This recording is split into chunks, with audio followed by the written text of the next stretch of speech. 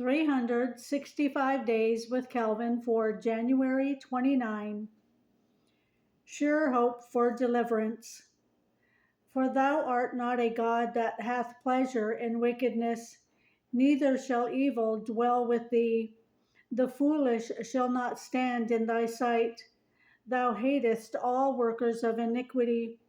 Thou shalt destroy them that speak leasing. The Lord will abhor the bloody and deceitful man. Psalm 5, 4 through 6. Suggested further reading, Daniel 6. Here David makes the malice and wickedness of his enemies an argument to enforce his prayer for divine favor. The language is abrupt, but the stammering of the saints is more acceptable to God than rhetoric, be it ever so fine and glittering. David's objective here is to show that the cruelty and treachery of his enemies is so intense that it is impossible for it to continue. God must arrest them in their course. His reasoning is grounded upon the nature of God. Since righteousness and upright dealings are pleasing to God, David concludes that God will eventually take vengeance on men who persist in wickedness. How is it possible for them to escape unpunished, seeing that God is the judge of the world?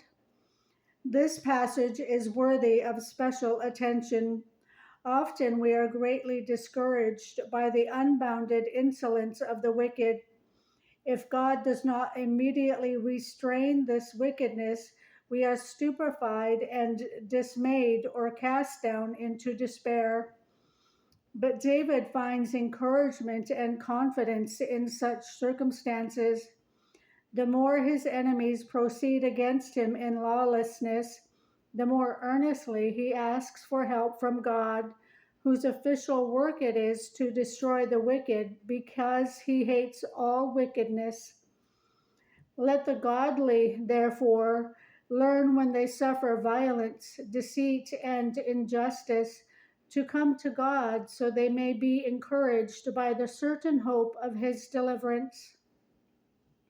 For meditation, God will judge the wicked. They will not prosper. Those truths are so simple yet so hard for us to believe.